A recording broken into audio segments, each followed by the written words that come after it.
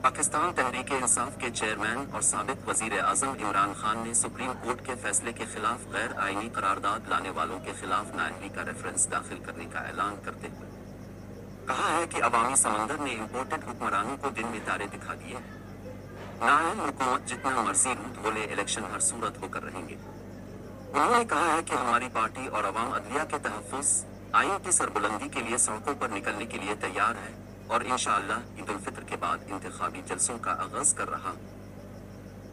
दूसरी जानिब कौमी असेंबली ने इंतखाबात केस में सुप्रीम कोर्ट के 3 रुकनी बेंच के फैसले को मुस्तरद और वजीर आजम समेत काबीना से इस फैसले पर अमल दरामद न करने के मुतालबे की करारदाद की मंजूरी दी।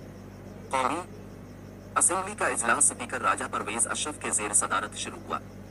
रहनुमा बलूचिस्तान अवामी पार्टी खालिद मक्सी ने सुप्रीम कोर्ट के इंतखाबात केस से मुतालिक फैसले के खिलाफ करारदाद पेश की। अरकान असेंबली ने करारदाद को मुत्तफिका तौर पर मंजूर कर लिया। ताहम पीटीआई के अरकान असेंबली मोहसिन लगारी और महमूद बाकी मौलवी ने करारदाद की मुखालिफत की।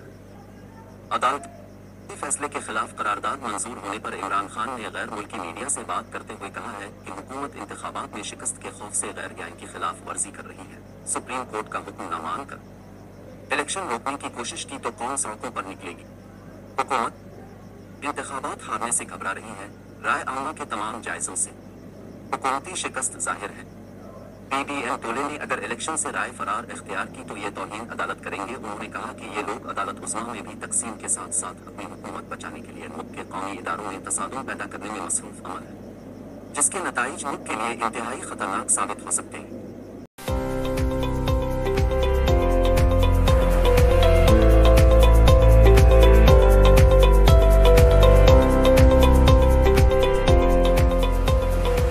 नाज़रीन, मुल्क में सियासी अदम मुस्तहकम के बाइस दरपेश ताज़ा सूरत हाल पर सीनियर सहाफ़ी अदीब व कॉलमिस्ट सिकंदर खान साहिब क्या कहते हैं, आइए सुनते हैं।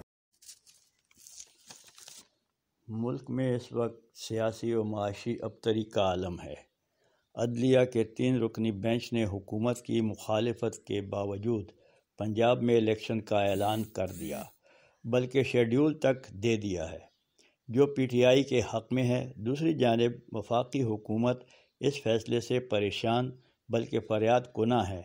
उसका मुतालबा है कि फुल बेंच बनाकर इलेक्शन कराने या मुलतवी करने का फ़ैसला दिया जाए, क्योंकि अदलिया के अंदर भी तकसीम नज़र आ रही है। मौत सीनियर जजेस को नज़रअंदाज किया जा रहा है।